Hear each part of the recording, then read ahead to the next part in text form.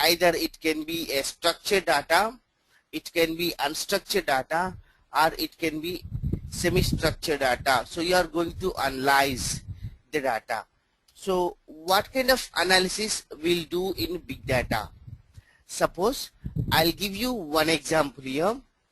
You take either it's Amazon or eBay, any online shopping website, or the business or your client. The user XYZ is visited 25 times. Okay, so to buy the product iPhone 5s, okay, the user XYZ visited a site 25 times in a day, and he visited the product iPhone 5s. And in your analysis team, you are writing a query: how many times, how many users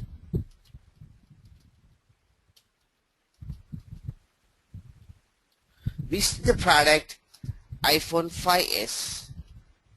So this is your query, and now you have to find out like how many visitors viewed the product. Okay, so now when you are going to write the answer for this question, or when you are trying to retrieve the data, now see here, the XYZ is a user whose occurrence will be 25 times in a data file. So in a file, suppose prad_view, the username XYZ exists 25 times with different timings, and he viewed the product iPhone 5s. Like another occurrence is at some another time 10:45, some 11:30, again he viewed the same product. So his occurrence is there 25 times in your data set.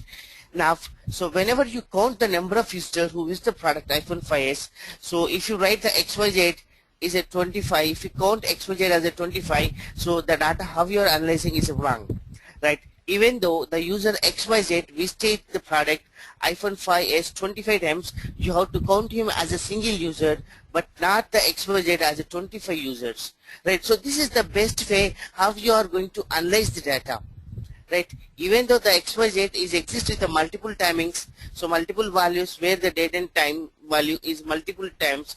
So but at the time when you're going to analyze the data, like you're writing a query, how many users, how many you visited the product iPhone 5s, you have to count XYZ as a single user, but not the XYZ as the 25 times 25 users, right? Suppose if you write the query, how many times each viewer visited the product iPhone 5s. Now if your query is this one, then you have to write XYZ as 25 times. Here XYZ as a one user, you have to count XYZ as a one user, you will get here you have to write XYZ is a user who visited the product 25 times. So when you're writing the query, how many times each viewer visited the product, so XYZ is a user, he visited the product 25 times iPhone 5s, right? So this is like the way how we are writing the queries, or the way how we are writing the programs to analyze the data which is the completely unstructured data, or the data which is in the form of a semi-structured data. So the big data is like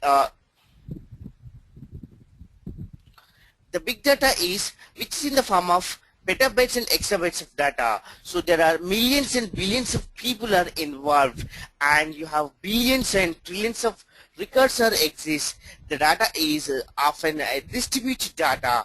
The data is spread into the multiple machines, and you're collecting the data into a single text file. You're importing the data, and your data is specified the structured, semi-structured, unstructured. The semi-structured means what? It's a loosely structured data, and the schemas means what? The design schema is a flat design schema, and the complex relationships between the data, and most of the times your data is involved with the timestamp, the transaction date and time, and the transaction ID. Every data which you're going to store is involved with the timestamped events, and your data is we cannot say that the data in a big data and the data which you're considering as a big data can be an incomplete data. So always we can say that the data is an incomplete data.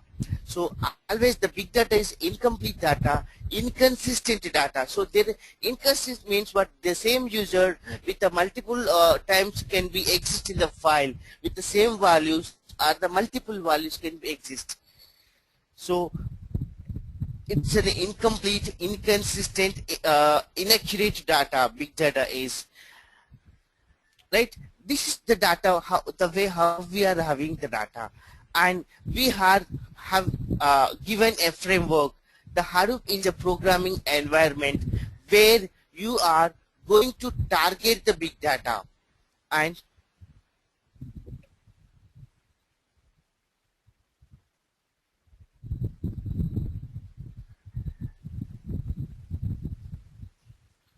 okay, is my voice is clear?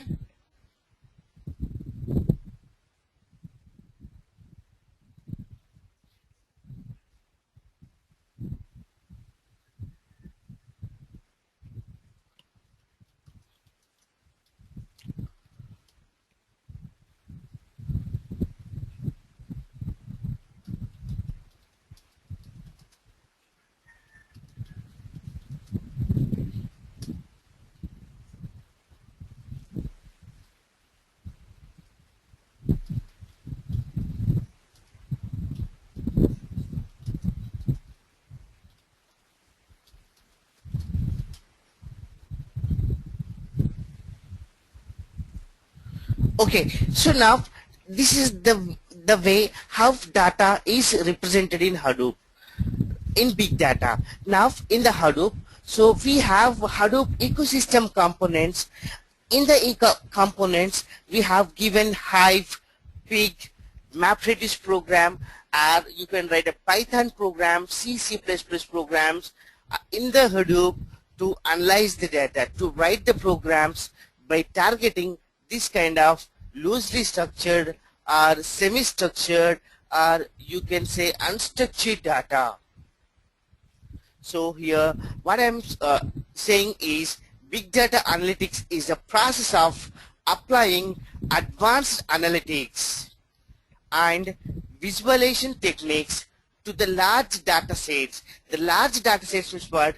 The data set in the data in gigabytes or terabytes, exabytes and petabytes of data. So, and to uncover hidden patterns and unknown relations for effective decision making. Finally, so why we use the big data?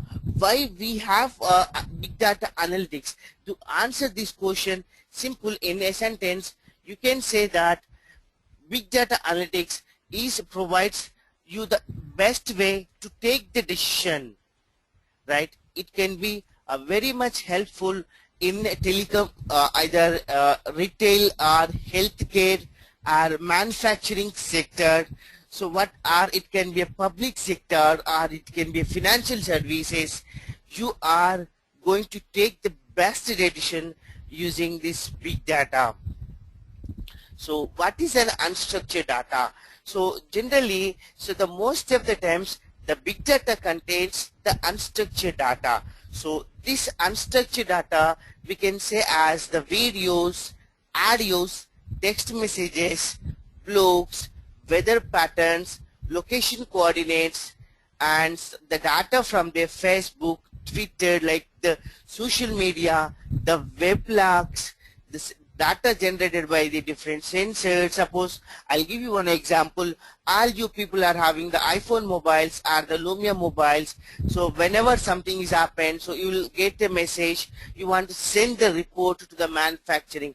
Like you will have an option feedback. So you have to send the feedback, and what they will do after Nokia, what they will do, they'll get the feedback from their users. they will analyze the data, then they will release an upgrade, right? So like same thing, so iPhone 5s or any mobile, you have an option to collect the data. So what they will do, they'll collect the data from the various users, right?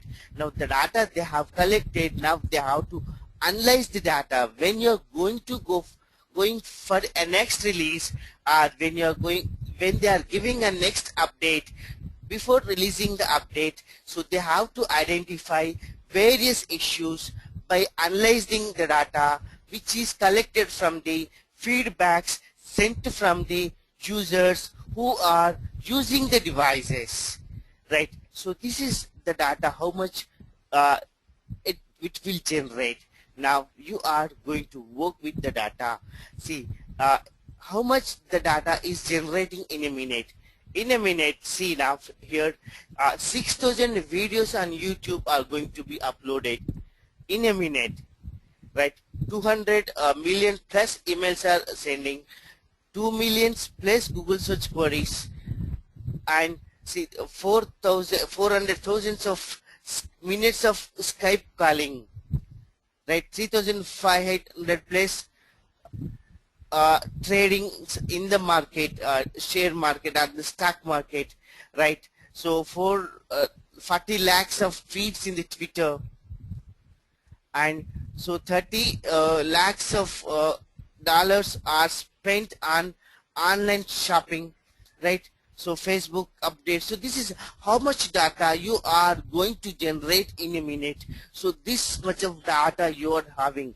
Now what you have to do, you need a framework or you need an environment to analyze the data, right? So that environment, that framework, we are using Hadoop. So Hadoop is an environment which is used to work with the data, work with the big data.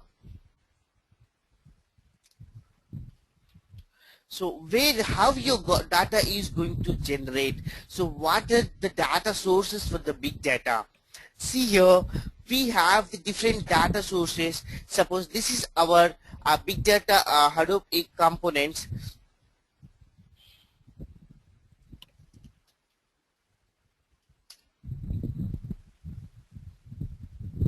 Right, so this is the components in Hadoop, right? So we have Hadoop components, peak, map, reduce, HBase, star, Spark.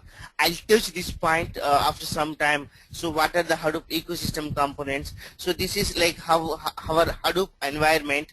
So we are getting the data from the different data sources like CRM, web transactions, point of sales transaction, so staffing, product catalogs, inventory, and the different data stores to the click streams, social media data, server logs, location data, and sensor data. So in-store or Wi-Fi. So this is the how much data we are having, and this raw data we are loading into the Hadoop using the components Scoop, Flume, Web SDFS. Web SDFS is a protocol to send the data to the Hadoop file system, and Scoop is a component, Flume is a component which loads the data into the SDFS. Scoop is a component which performs import and exporting the data between the RDBMS to Hadoop file system, right? So you can suppose your data is there in the MySQL server or in Oracle or in a MySQL or Netscape or any kind of database RDBMS you're having. So you can get the data from the database to Hadoop file system using the component Scoop. So this is the data, and these are the tools where we load the data into the Hadoop file system. Now once this data is available into the Hadoop file system, we write the programs in a MapReduce or the Peak or Hive, and we store the data using a database called HBase, and we can use the MapReduce patterns like MapReduce 1, MapReduce 2, like Yarn is yet another resource negotiator. right? So Umber is a tool where you can manage the clusters management. Cluster management can be done with the tool, right? So we'll discuss so what all these tools in the next topic, the components in Hadoop framework.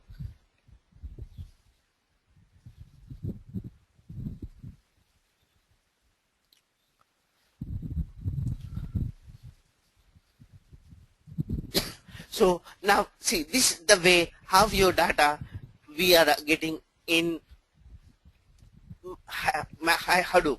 So here I'll tell you one thing. Hadoop is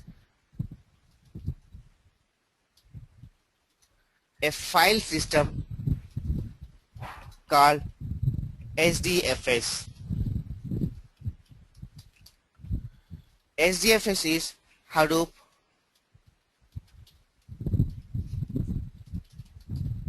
distributed file system. SDFS means Hadoop distributed file system. Means what? How the files physically stored in SDFS. Suppose consider you are using Windows, right? In the Windows, what we are saying, like in the Windows, we are using a file system, NTFS file system, or we are using a file system FAT, right? So when you're storing a file, so the file physically stored in that file system, right? Similarly, the Hadoop uses a file system called SDFS, Hadoop Distributed File System. So once you load the data into the SDFS, or if you copy a file into the SDFS file system, now the file is available in the Hadoop environment to process, to manage, to program, or to schedule the job, right? You can do anything when the data is available in the SDFS. So generally the file you can move from the local file system. The local file system is what? The file system which like your operating system, Windows or the Linux, Ubuntu, CentOS. So you can say that any flavor of Linux, right? Your physically files are exist in the local file system. Now you can copy these files to the SDFS files. So we have given the commands to copy the files, and you can copy a file from the local file system to Hadoop SDFS file system. The same way you can copy a file from the Hadoop SDFS file system to local file system, right? So means what? Here your files in the Hadoop physically mounted in a file system called SDFS. So if you store a file product underscore view, this file is available in SDFS. So Hadoop architecture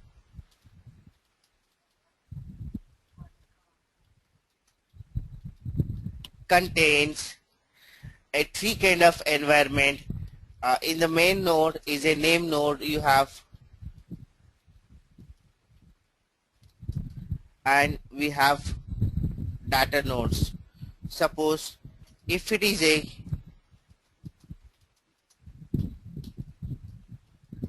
10 node cluster, right? If it is a 10 node cluster, then you will have one name node and you have the 9 data nodes. Okay, you have one name node, 9 data nodes. Now the SDFS, this Hadoop distributed file system, is available in the data nodes where we are going to store the data. Means the actual data, when you are storing the data into SDFS, the files physically stored in SDFS, and the SDFS is available in all the data nodes, right? So if you are going to store the file product underscore view, this product underscore view, the contents of the product underscore view is distributed and fragmented into small size chunks. These small size chunks we call as blocks, and these blocks are stored in data nodes. So suppose if your file is fragmented into the 10 blocks, that 10 blocks are distributed into the 9 data nodes. Okay, so means what? Now your data physically available in the data nodes. So in the name node we'll have a job tracker, and in the data nodes, in each data node, we have a task tracker. Okay, job tracker takes the job from the user, and it gives the job to the task tracker in the that particular data node where the task tracker will execute the job, right? So this is the architecture. We dig deep into the architecture in the coming sessions. As of now, remember here, so your architecture contains a name node and the data nodes. The name node contains only the representation of the data in the data node. Name node contains representation or reference of the data.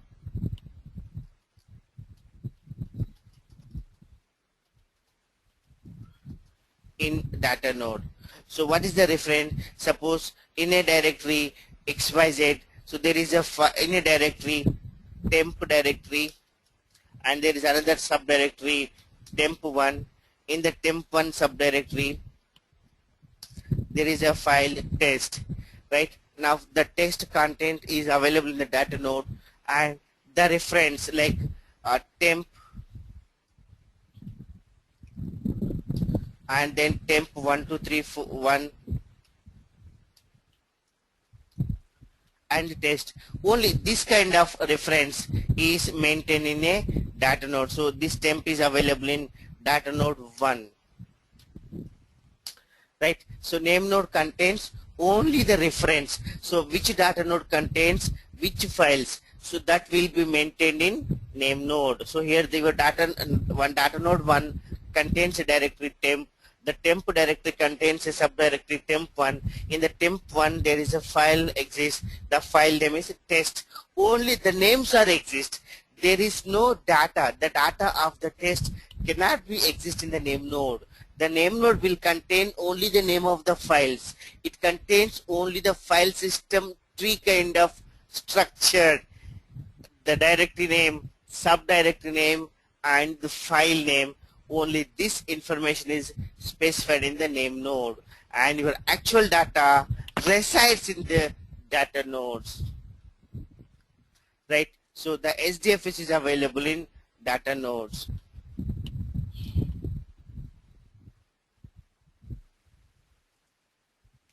So this is the Hadoop version I'm using here. It's a CDH4.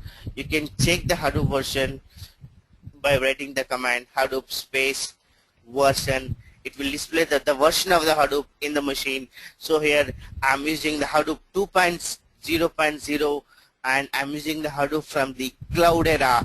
So what is a Cloudera? So there are the different vendors for the Hadoop. So initially Hadoop is from the Apache. So you can get the license from the Apache to the Hadoop, and this Apache Hadoop is open source and it's freely available. Okay, so when you work with Apache Hadoop, you will get only the two components, that is you will get SDFS and MapReduce. Okay, and the vendors are you can say the distributors for Hadoop is Cloudera,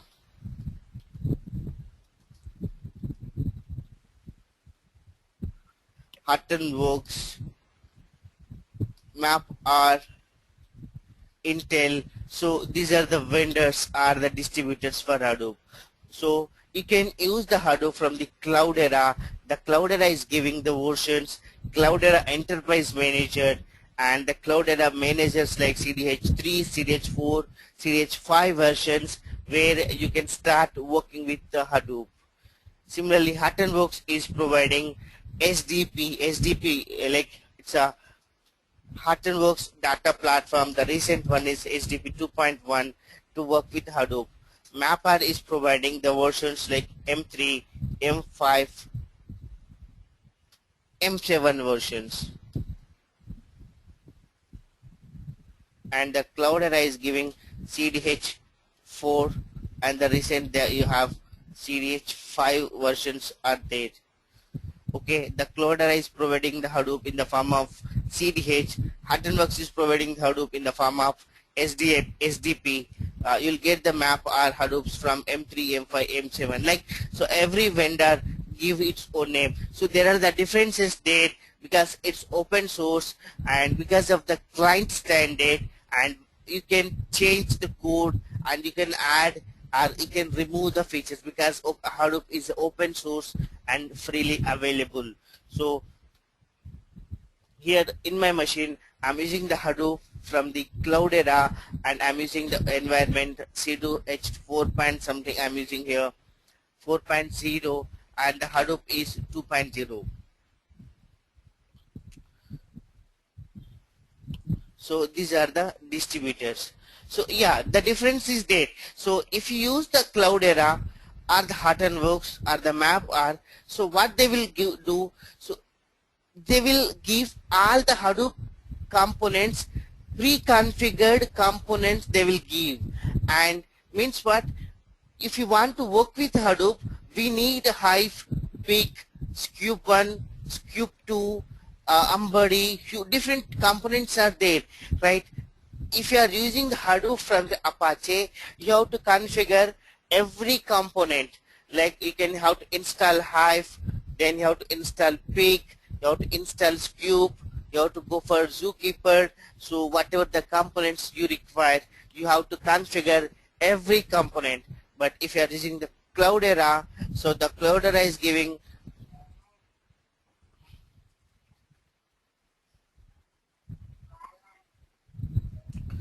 see Cloudera is giving some set of components. How do see if you are using the Hortonworks data platform, so all these components are, so they have configured these components and they are giving it to you. So you don't need to manually or you need to install any component. So it's a bundled pre-configured package. So when you are going to work with the Hortonworks data platform, so it comes with a Peak, Hive, HBase, Zookeeper, Oozie, Scoop, Flume, Ambari, Hue, Mohot, Nox, Storm, Tej, right? So this is third party. So it is Hadoop comes with pre-configured components like this.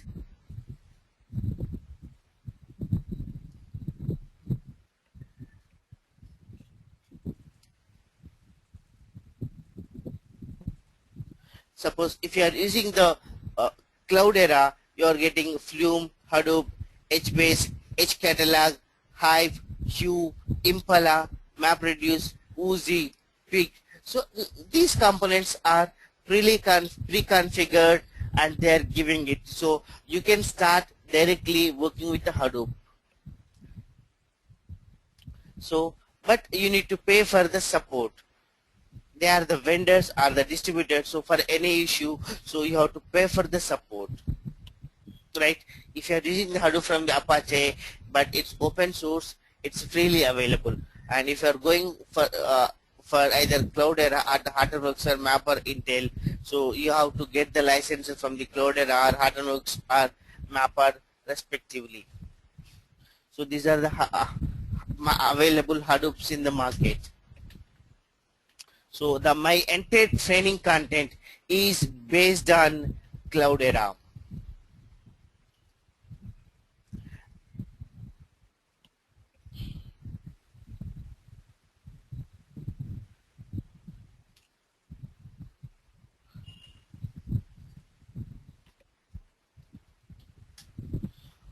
Okay, see, this is now a local file system. If I type the command ls, right, so these are the directories which are there, which are controlled, or which have the complete control of the operating system. If you write the command hadoop fs-ls, right, now these are the directories which are exist in HDFS file system. See, you can see the different clear here. So these are the files from the local file system and these are the files from the Hadoop file system or HDFS file system. You can see these things through the browser or web UI. if you type file colon triple slash, now these are the files from the local file system. And if you are going to the SDFS file system, first you need to go to the name node. From that name node you need to navigate to the data node.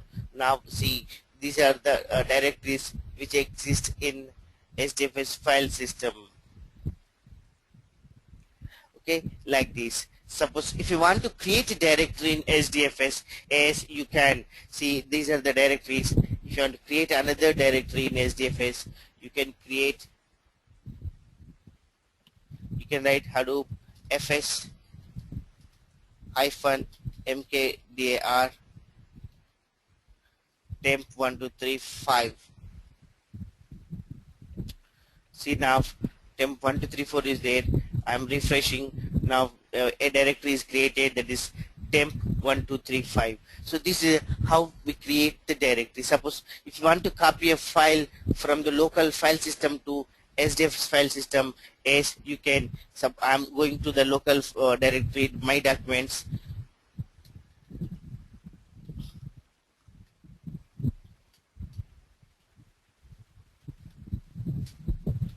ls. Here I have a file cat test. Okay, so now this test file is available in local file system. You can copy this file to the SDFS file system by writing a command hadoop fs hyphen put. You can write hadoop fs hyphen put. Put is a command which copies a file from one file system to another file system. So what I'm doing here, I'm copying a file from the local file system. The location of the local file system is home Cloudera. In the documents I have a file test. Now I want to copy this file to the SDFS file system. So here I wrote SDFS file system. So I'm using the pseudo distributed mode installation. So in the same machine I configure name node and data node. So instead of the machine's IP address, I wrote here the local host. So I wrote SDFS colon slash slash localhost, the port number. So the directory user, see here, the directory user, then the directory Cloudera in the, okay, in the directory temp1235. Right now what I want to do is I want to copy a file from the Cloudera documents, the direct test in the documents directory. There I have a file test. Now I want to copy the file test to the directory temp1235 which exists in SDFS file system. So I wrote a command hadoop fs hyphen put.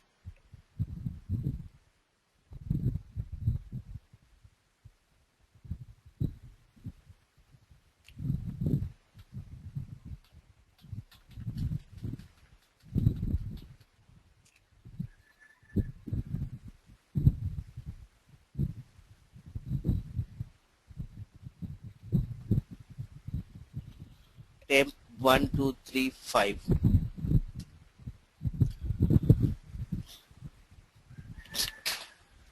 Saying no such. I'll write just a second.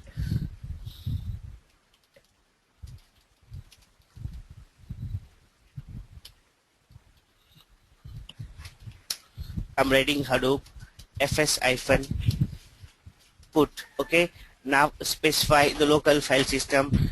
Write home,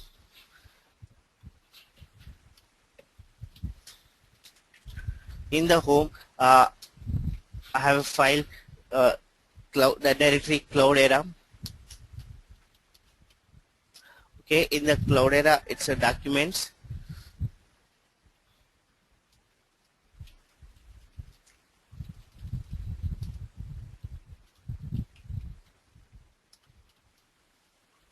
Right, the file is test. Now I want to copy this file to the SDFS file system, so I'm writing SDFS colon slash slash and I'm writing localhost, okay, colon 8020. Right, in the 8020 the directory name is user, right, then Cloudera, and the directory name is temp1235. Okay, now the file is copied. Okay, the file test is copied. You can click here test, right? So this is the contents. Okay, you can see here from this one Hadoop fs-cat, then write sdfs colon slash slash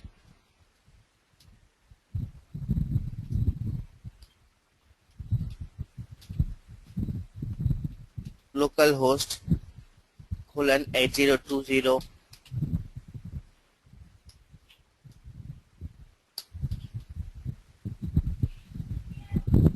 the directory user, again Cloudera is a directory in that one, then temp1235, and the file name is test.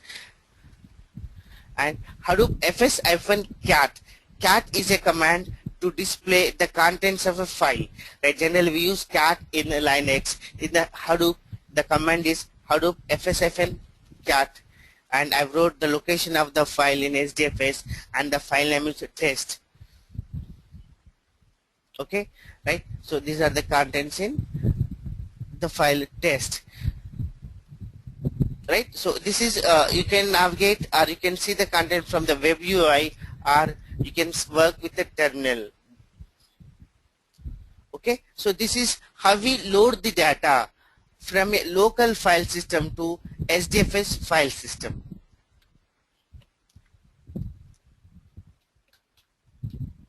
Okay, so I have used the command Hadoop fs-put space, specify the source location or the local file system, the path where from which location you want to copy the file, then give the space, then write the location SDFS or the directory in SDFS where you want to copy the file, then press the enter. Now the file from the local file system is copied to the SDFS file system, right? This is the one command. So this is one way how we load the data into the SDFS.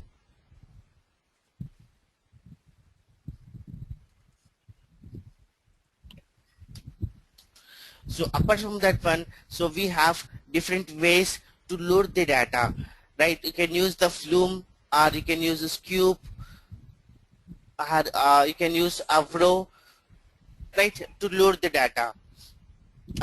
That means what? Scoop, the data is there in the RDBMS, right? You can directly get it from the RDBMS by importing the data to the SDFS. So we'll see those things in the next chapter when we are discussing about how to load the data into SDFS. So as of now, I teach one command, Hadoop fs-put. We have the different commands: Hadoop fs copy to local, copy from local, move from local, move to local, or copy. So different ways we have.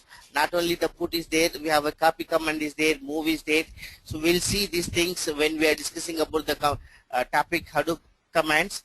That time we'll discuss the list of available commands in Hadoop. Okay, so coming to the Hadoop ecosystem, our Hadoop components, we have Hive. Hive is similar like the query programming. So it's most of the time it follows the syntaxes from the MySQL or Oracle, right? Most of the times it follows the MySQL, but don't think that how you are writing the queries in MySQL the same way you can write the queries in Hive. No, it is different. MySQL is an RDBMS. Hive is a programming language where we are going to work with the unstructured data. So don't compare. Only Hive follows the syntaxes and semantics from the MySQL. Suppose in the Hive, if you write select count start from product underscore view to count the number of records in a table, product underscore view, I wrote a query, select the count start from product underscore view. So this is the query how we write in Hive. Similarly, we have another component, that is Pig. Pig is a programming language. We can say it's like a script programming, and it is a data flow language. The same thing, how we write, select the count star from product underscore view in pick. We have a shell, the shell name is grunt. In the grunt shell, we write dump. So I want to dump the data from the document product underscore view. So this is how we write in the pick. And other one is map reduce. So most it follows Java kind of programming,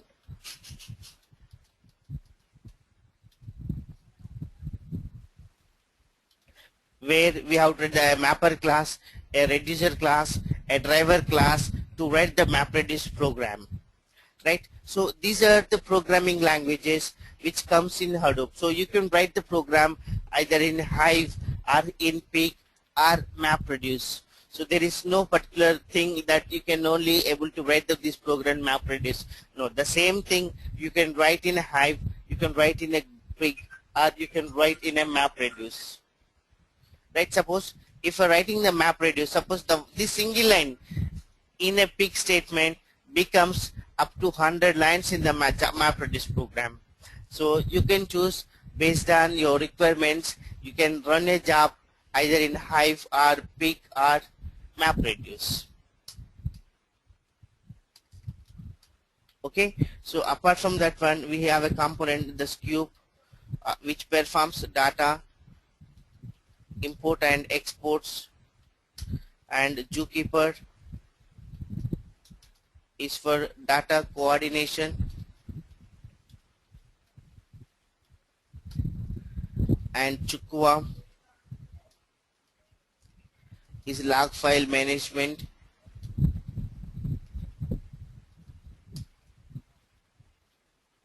Ambari is a cluster monitoring.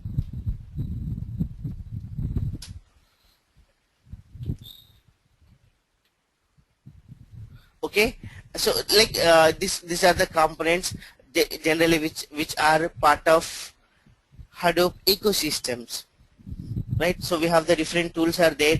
So like Vertica is there, HBase is a database program, Mahout is assembly manufacturing, like assembly kind of language kind of programming is there,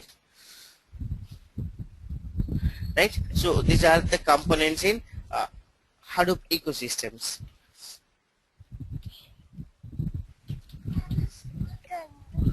Fine. So please, any questions?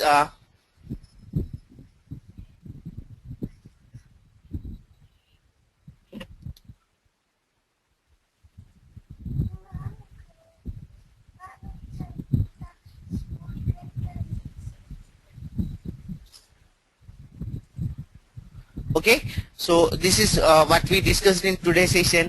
In tomorrow's session, we'll discuss the Hadoop use cases, like how Hadoop is implemented in healthcare, how Hadoop is implemented in retailer sector, telecom, and in a public sector. So how Hadoop in a manufacturing. So we'll see in tomorrow's session, and the more about the Hadoop ecosystem components, and the more about how we store the data into SDFS. So what are the blocks, what are the configuration files. So we'll discuss these things in tomorrow's session. So please, if you have any questions, please you can raise.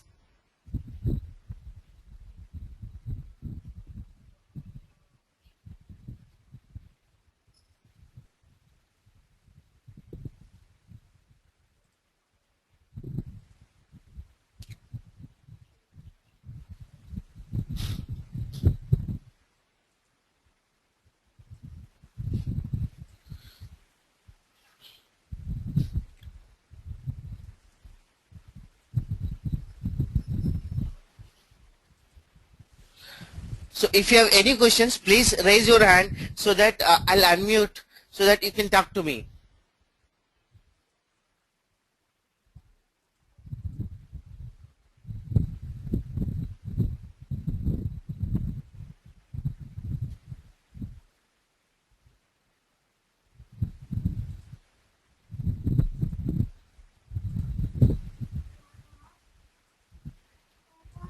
Okay, so and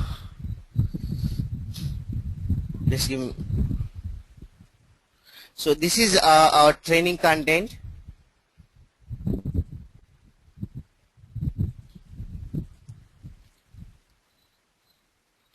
Okay, in the training content, in the chapter 1, we'll discuss the fundamentals theory about what is Hadoop, Hadoop history, Hadoop ecosystems, Hadoop framework.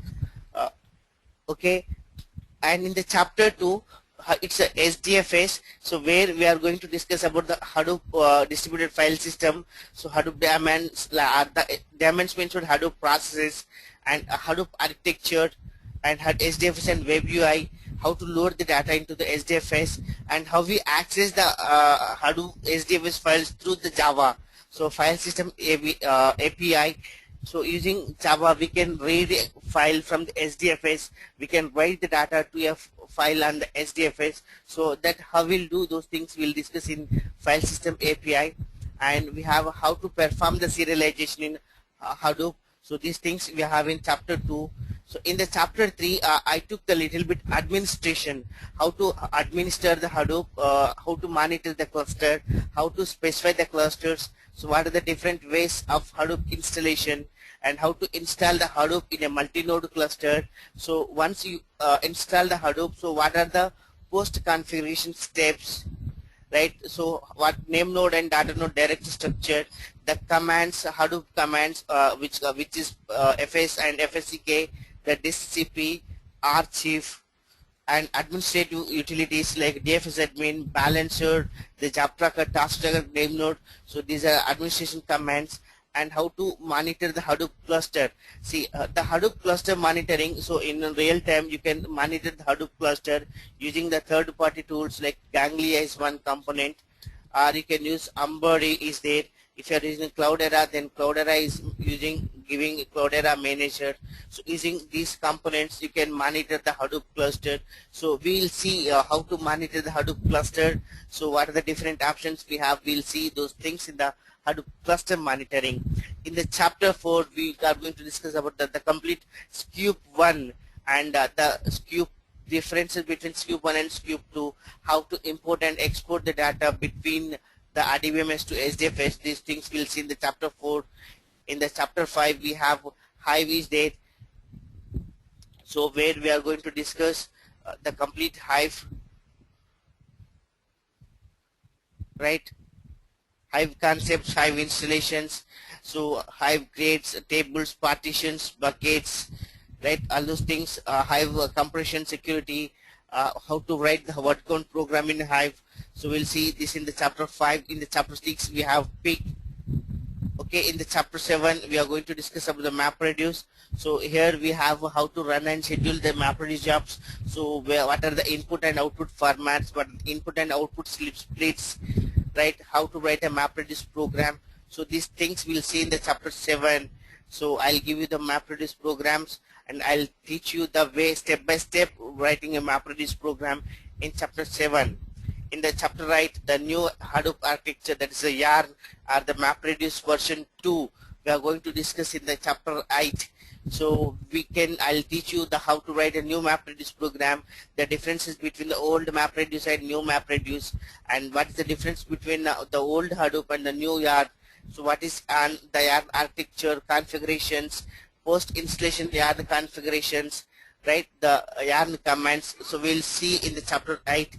In the chapter 9, we are going to discuss about the zookeeper, and in chapter 10, I'm giving you the introduction about the NoSQL. So in the NoSQL here, I took the MongoDB. So I'll teach you the MongoDB basics. Okay, MongoDB commands, how to work with the MongoDB.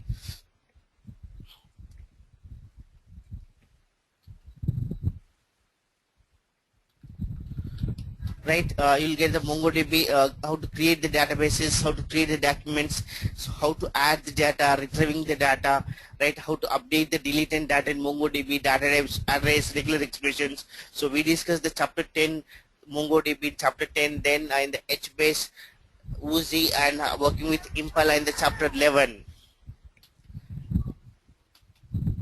Okay, and I'll teach you in the Cloudera CDH this version, and apart from this one, I'll use the old Hadoop in the Oracle virtual machine.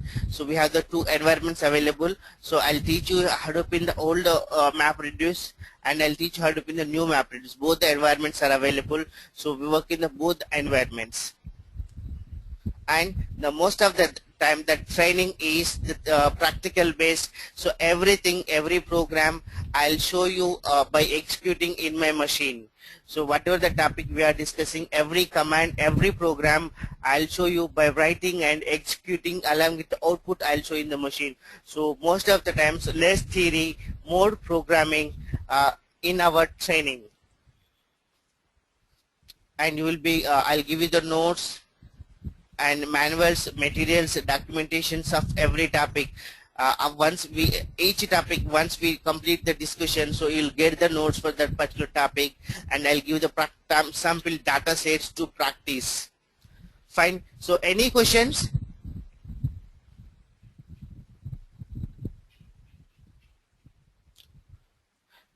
Okay. So if you have any questions or the confusions, any doubts, please give mail to Mr. Ravi. So I'll write the query answers for that one, and I'll give you a mail. Fine. Okay, then thanks guys. I'm ending my session now. See you in tomorrow's session. Thank you.